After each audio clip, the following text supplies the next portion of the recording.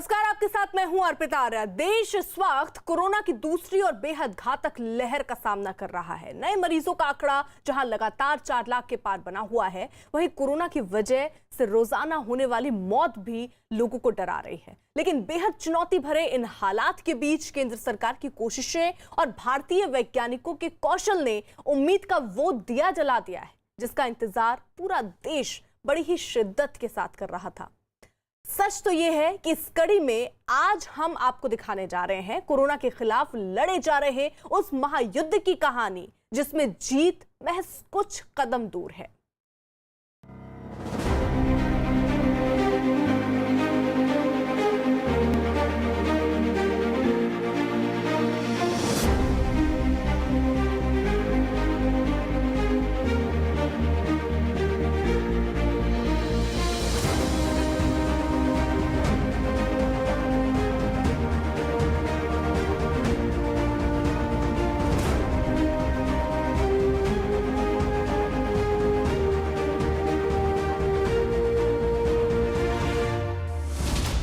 महामारी के खिलाफ महायुद्ध, वायरस पर वार की रणनीति। 30 दिन में कोरोना का काल। देश इस वक्त विपदाओं से घिरा है। भारत के ज्यादातर हिस्से से डराने वाली तस्वीरें सामने आ रही है। महामारी ने लोगों पर शिकंजा कुछ यूं कस रखा है कि रोजाना सैकड़ों लोगों की सांसें वायरस की वजह से जवाब दे रही है।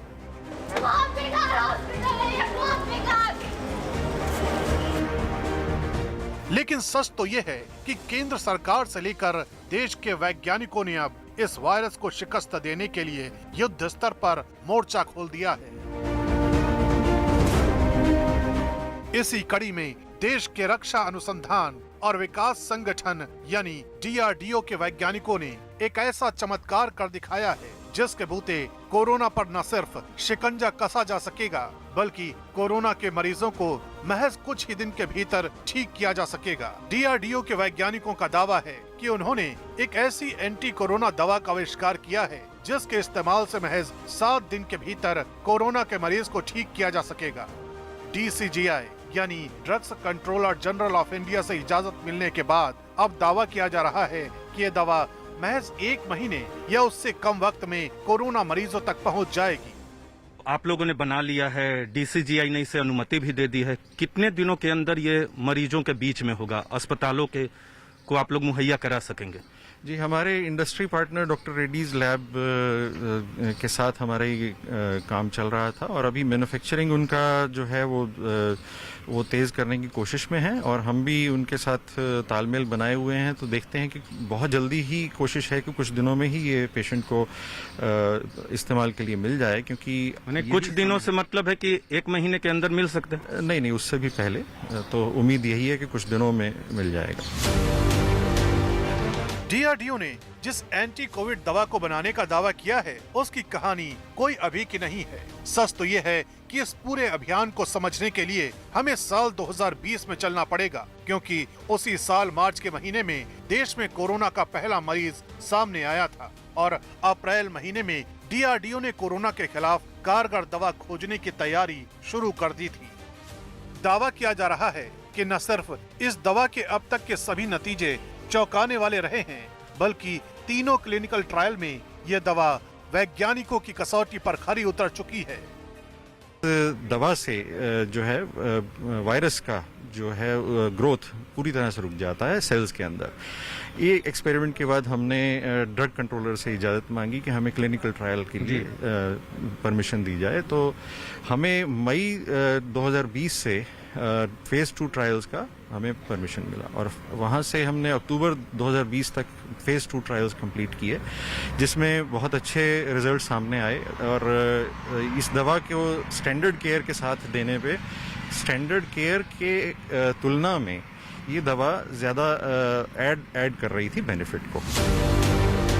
ये दवा DRDO के institute of nuclear medicine and allied sciences और Hyderabad centre for cellular and molecular biology ने साथ मिलकर तैयार की है। इस दवा को भी 2-डिऑक्सी डी ग्लूकोज यानी 2DG नाम दिया गया है। इस दवा के इस्तेमाल के दौरान वैज्ञानिकों को इस बात का पता चला कि स्टैंडर्ड केयर मेडिसिन की तुलना में ये कहीं ज्यादा भरोसे के साथ मरीजों पर प्रभावी हो रही है। यहाँ गौर करने वाली बात ये भी है कि DRDO ने जिस नई दवा को विकसित किया है उसने कोरोना मरीजों की ऑक्सीजन पर निर्भरता को भी कम किया है। दरअसल स्टैंडर्ड केयर मेडिसिन वो दवाएं होती हैं जिन्हें मौजूदा वक्त में मरीजों को ठीक करने के लिए दिया जा रहा है। हमने जो ट्रायल किए हैं वो मॉडरेट टू सीवियर यानी कि कुछ बीच का लेकर के और सीवियर तक हमने कोशिश किया। सारे पेशेंट्स हमारे उसी में हॉस्पिटलाइज्ड पेशेंट्स में ट्रायल हुआ है और उनको बहुत फायदा हुआ है। उनमें से किसी का कोई हानि नहीं हुई और कोई बहुत सेफ है ये दवा पहले तो, और जो उनका रिकवरी रेट था वो भी बढ़ा है फेज 2 ट्रायल में भी। और फेज 3 में हमने ये देखा है कि तीसरे दिन पे जो ऑक्सीजन डिपेंडेंस है पेशेंट्स की वो स्टैंडर्ड केयर के तुलना में थोड़ी और बेहतर हो रही है। और आइए अब आपको दिखाते हैं कि आखिर इस दवा का मैकेनिज्म क्या है, ये कैसे मरीज के शरीर में जाकर वायरस का खात्मा करती है। इस दवा को ग्लूकोज जैसे पाउडर के रूप में तैयार किया जाता है। सैशे के रूप में आने वाली इस दवा को सुबह और शाम 2 डोज की तरह लिया जाएगा। शरीर में जाकर ये दवा उन सेल्स तक पहुंचती है जहां वायरस होता है। वायरस शरीर के जिस भी हिस्से में होता है ये दवा उस हिस्से का पता लगा लेती है, जिसके बाद ये दवा वायरस की ग्रोथ को रोक देती है। इतना ही नहीं, वायरस को शरीर में ग्रोथ के लिए जो ऊर्जा चाहिए होती है उसे भी ये दवा कम कर देती है, जिससे वायरस फैल नहीं पाता। इसके अलावा नए वायरस के प्रोटीन को भी ये दवा नष्ट कर देती है। मरीज के फेफड़ों पर भी इस दवा का खासा असर होता है, जिससे मरीज की ऑक्सीजन की जरूरत भी कम हो जाती है। इतना ही नहीं, इस दवा को लेकर सबसे बड़ा दावा यही है कि ये महज 7 दिन के भीतर मरीज को ठीक कर देती है। देखिए, इसका जो मैकेनिज्म है वो ऐसा है कि जो वायरस से इन्फेक्टेड सेल्स होते हैं वहाँ पे वो सेल्स के अंदर ये दवा ज्यादा मात्रा में जाती है और वहाँ जाकर के वायरस की ग्रोथ को रोकती है, चाहे वो शरीर के किसी भी पार्ट में हो, लंग्स में हो या और कहीं भी हो। तो ये दवा सीधे पहुँच करके, क्योंकि ये ग्लूकोज की तरह से ही जाती है, जैसे ग्लूकोज शरीर में फैलता है ऐसे ये फैलती है और फिर जहाँ पर वायरस ज़्यादा होता है, वायरस के सेल्स होते हैं ज़्यादा, वहाँ पर ये ज़्यादा पहुँचती है और उसके साथ ही वायरस को एनर्जी जो चाहिए होती है ग्रोथ के लिए, उसको एनर्जी को बहुत कम कर देती है, जिससे कि वायरस ग्रो नहीं हो पाता और जो नए वायरस भी बनते भी हैं उनके प्रोटीन्स को भी डिस्टॉर्ट करती है। तो ये इसके 2 मैकेनिज्म हैं। कोरोना वायरस के खिलाफ DRDO के वैज्ञानिकों की जंग का ही नतीजा है कि उम्मीद की नई किरण एक बार फिर जगमगाने लगी है। उधर देश के प्रधानमंत्री लगातार हालात की न सिर्फ मॉनिटरिंग कर रहे हैं बल्कि राज्यों तक हर संभव मदद पहुंचाने में जुटे हैं। इसी सिलसिले में केंद्र सरकार ने कोरोना के खिलाफ अपनी जंग को धार देने के लिए 25 राज्यों के लिए एक बार फिर खजाना खोल दिया है। केंद्रीय वित्त मंत्रालय ने 25 राज्यों की पंचायतों के लिए 8,923.8 करोड़ रुपए का फंड जारी किया है। इस राशि का इस्तेमाल कोरोना महामारी के खिलाफ अभियान में किया जाएगा। जानकारी के मुताबिक वित्त मंत्रालय के व्यय विभाग ने RBL यानी ग्रामीण स्थानीय निकायों के लिए ये राशि जारी की है। इस राशि का उपयोग पंचायती राज संस्थाओं के तीनों स्तरों गांव, ब्लॉक और जिले के लिए किया जाएगा। राज्यों को इस अनटाइड ग्रांट की पहली किस्त जून में जारी होने वाली थी, लेकिन महामारी के हालात को ध्यान में रखते हुए और पंचायती राज मंत्रालय की सिफारिश पर वित्त मंत्रालय ने समय से पहले ही अनुदान राशि जारी कर दी है। इस राशि का इस्तेमाल स्वास्थ्य सुविधाओं से लेकर वैक्सीनेशन तक पर किया जाएगा। हमें सारी सावधानियों का पालन भी करना है और ये भी सुनिश्चित करना है कि गांव के हर एक व्यक्ति को वैक्सीन की दोनों डोज भी लगे। महामारी के खिलाफ लड़ी जा रही इस वैश्विक जंग में भारत अकेला ऐसा देश है जहां एक बहुत बड़ी आबादी की हिफाजत सरकार के कंधों पर है। यही वजह है कि देश के वैज्ञानिक और सरकार लगातार उन कोशिशों में जुटे हैं जिनकी बदौलत महामारी पर न सिर्फ नकेल कसी जा सके बल्कि लोगों की जान भी बचाई जा सके।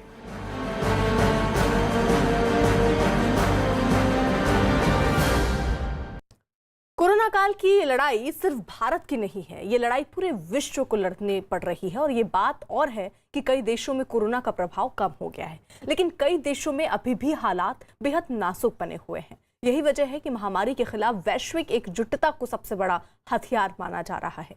खास बात यह है कि कोरोना की शुरुआत के दौरान जिस तरह भारत ने दूसरे देशों की दिल खोलकर मदद की, अब कुछ वैसी ही मदद के हाथ भारत की तरफ भी बढ़ रहे हैं। और यही कोरोना के खिलाफ वो रक्षा कवच है जो लाखों लोगों की जिंदगी बचा सकता है।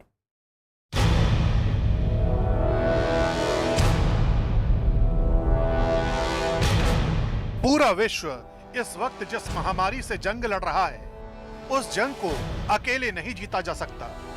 साझा प्रयास और साझा अभियान ही कोरोना के खिलाफ जीत का सबसे बड़ा फॉर्मूला है। कोरोना की पहली लहर में भारत ने दूसरे देशों की जिस तरह से मदद की, उससे न सिर्फ लाखों लोगों की जान बचाई जा सकी, बल्कि विश्व के मंच पर भारत पूरी ताकत के साथ उभर कर सामने आया। और अब जबकि एक बार फिर कोरोना की दूसरी लहर अपना तांडव मचा रही है, ऐसे हालात में भारत की सकारात्मक नीतियों का असर भी दिखने लगा है। सबसे पहले उन कोशिशों का नतीजा देखिए जिन्हें कोरोना काल की दूसरी लहर में अंजाम दिया गया है।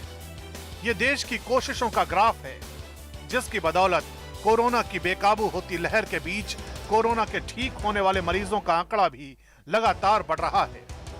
इस ग्राफ को इस तरह से समझने की जरूरत है।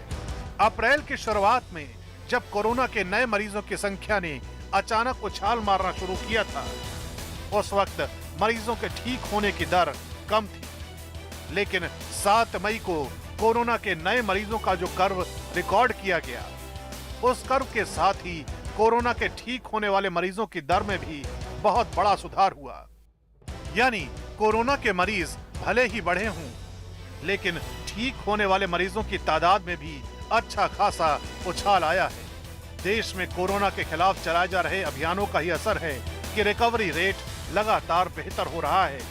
इतना ही नहीं, केंद्र सरकार की कोशिशों का ही नतीजा है कि आज भारत के तमाम राज्यों को फ्री ऑफ कॉस्ट वैक्सीन मुहैया कराई जा रही है। सरकारी आंकड़ों के मुताबिक राज्यों को अब तक 17.56 करोड़ से ज्यादा वैक्सीन की डोज दी जा चुकी है।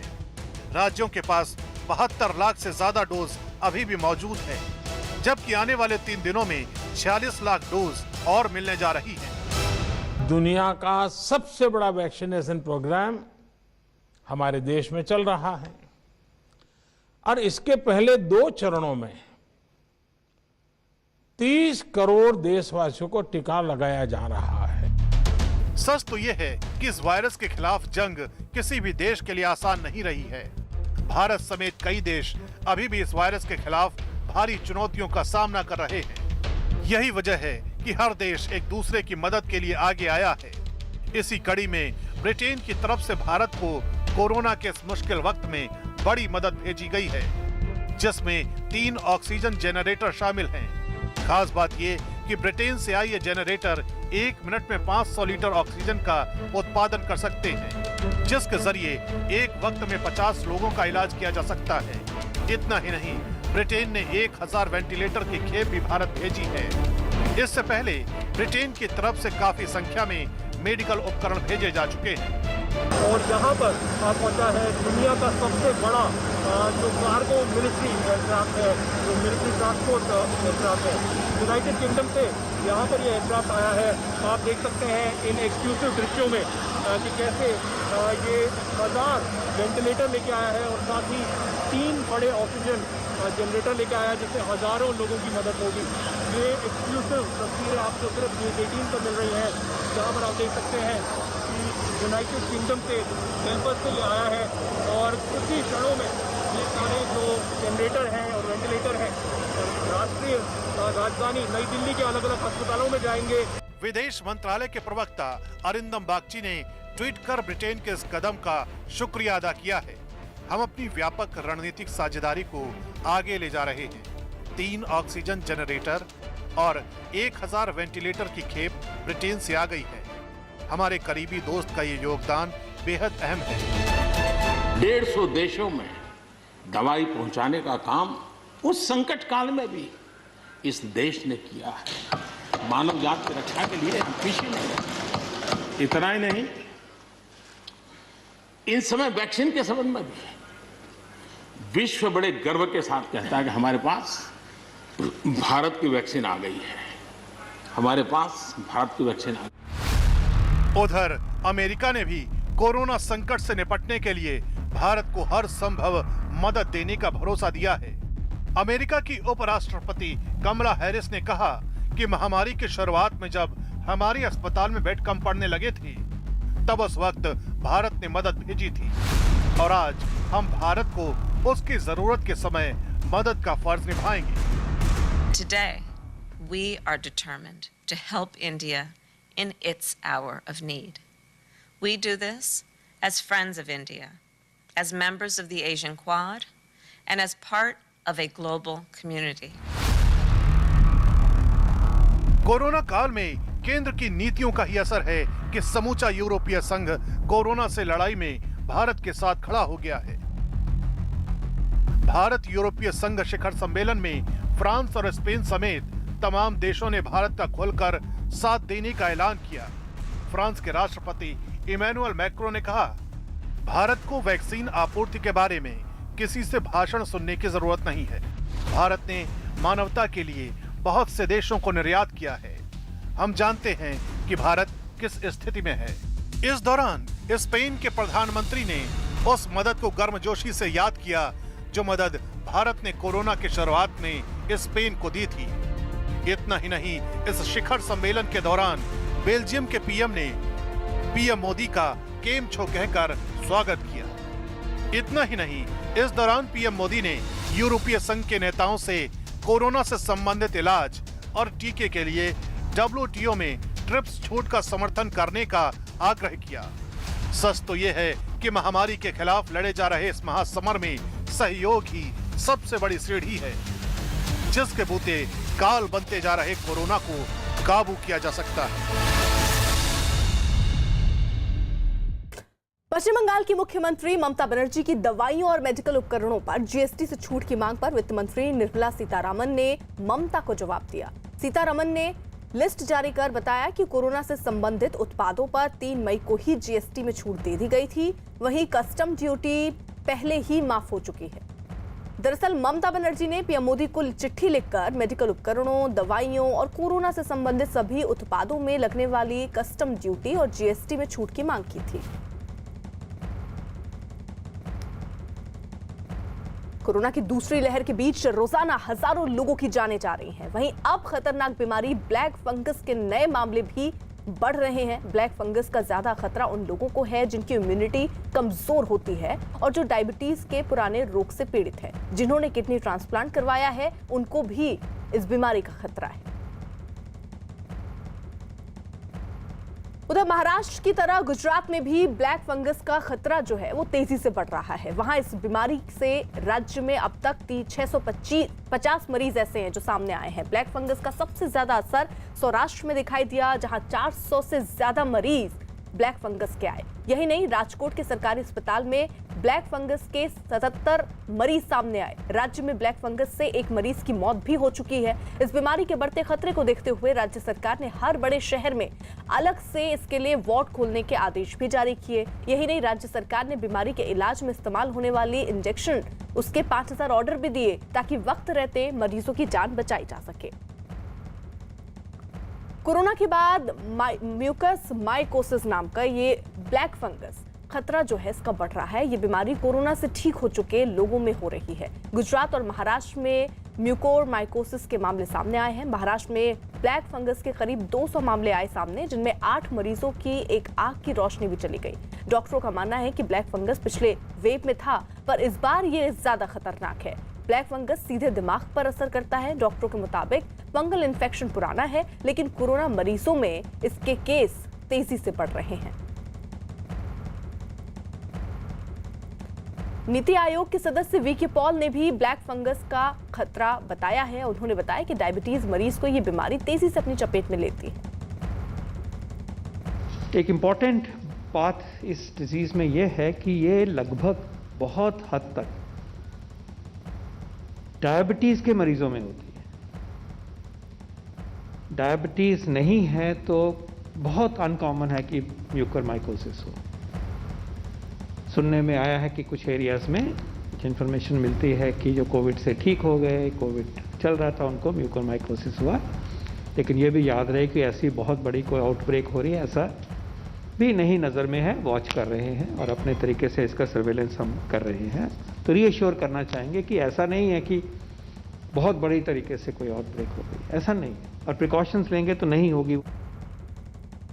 वहीं महाराष्ट्र में ब्लैक फंगस तेजी से फैल रहा है। अब तक राज्य में 200 लोग इस बीमारी का शिकार हो चुके हैं, जिनमें 8 लोगों की आंख की रोशनी चली गई है। इस बीमारी के बारे में जानने के लिए न्यूज 18 की टीम ने महाराष्ट्र कोविड टास्क फोर्स के सदस्य और आई स्पेशलिस्ट डॉक्टर तात्याराव लहानी से खास बातचीत की। उन्होंने बताया कि जिनकी इम्यूनिटी कमजोर है, उन्हें ये बीमारी हो रही है।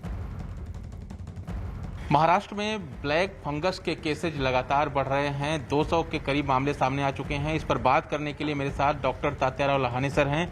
सर, सबसे पहले मुंबई और महाराष्ट्र में इस वक्त ताज़ा हालात क्या हैं ब्लैक फंगस के? देखिए, कैसा है कि म्यूकरमाइकोसिस बोल के जो फंगस होता है, ये फंगस का एक ग्रुप होता है म्यूकरमाइसिटिस बोल के। वो जो होता है तो वो जिनको डायबिटीज़ है, जिनको इम्यूनोसप्रेसेंस के ड्रग चालू है, किडनी ट्रांसप्लांट हुआ है, तो जिनका इम्यूनिटी कम होता है, ऐसे लोगों में वो अफेक्ट करता है। तो अभी जो कोविड में सबको स्टेरॉइड दिया जा रहा है और ये स्टेरॉइड देने के बाद जो उनका इम्यूनिटी कम है वो भी कम हो रही है। तो खाली ये इम्यूनिटी काम कर रही है क्या कोविड भी काम कर रहा है, इसका तो जांच होगा। लेकिन इम्यूनिटी कम होने के बाद होता है। इसके अपने पास ऐसे एग्जैक्ट नंबर नहीं बोल सकते, लेकिन 200 के नज़दीक ये केसेस सामने आए हैं और उसमें से 8 लोगों के आँखों में उनका ये हुआ है, इन्फेक्शन होके उनका विजन जो है वो चला गया है। इसका मतलब है कि ये जो होता है म्यूकरमाइकोसिस, ये अपना जो आँख और नाक है उसके पीछे साइनस होता है, वो साइनस में होता है और वो साइनस से ब्रेन में जा सकता है। तो साइनस में या ब्रेन में होने के बाद उसको डायग्नोसिस करने के लिए एक होता है कि उनके काले दाग गिर जाते हैं, वो दिखते हैं। आँख में सूजन आ जाता है, इधर हाथ लगाए तो वहाँ एनेस्थीसिया मालूम नहीं होता हाथ लगाए बोल के, ऐसी चीज़ें वहाँ होती है। सर में दर्द होता है और ऐसे वक्त उसको बायोप्सी लेके, छोटा टुकड़ा लेके जांच करके म्यूकरमाइकोसिस देखा जाता है। देश में कोरोना की दूसरी लहर के तबाही के बीच उत्तर प्रदेश के बागपत से इंसानी जज्बातों को तार तार कर देने वाला एक वाकया सामने आया। चंद पैसों की खातिर कुछ लोग कोरोना से मरने वाले मुर्दों के कफन को चुराकर उसे बेचने का धंधा कर रहे थे। पुलिस ने ऐसे ही गिरोह का पर्दाफाश किया। शमशान घाट और कब्रिस्तान से कोरोना से मरने वाले लोगों के शव से कफन और कपड़े ये गैंग चोरी करते थे और फिर उन्हें व्यापारियों को सस्ते दाम में बेच देते थे। उन कपड़ों को खरीदने वाले व्यापारी उन्हीं कपड़ों पर ब्रांडेड कंपनियों का स्टिकर लगाकर उन्हें महंगे दामों पर बेचते थे। ऐसा करने वालों ने न सिर्फ इंसानियत को मार डाला, बल्कि कोरोना को फैलाने का खतरा भी बढ़ा दिया। पुलिस ने इस गिरोह के पास से बड़ी संख्या में मुर्दों को ढककर शमशान घाट और कब्रिस्तान लाई जाने वाली चादरें, कपड़े, फोन, नामी कंपनियों के स्टिकर्स बरामद किए हैं। पुलिस ने ऐसे 7 लोगों को गिरफ्तार किया जो शमशान और कब्रिस्तान में दीवार फांदकर मुर्दों के कपड़े और कफन चोरी करते हैं।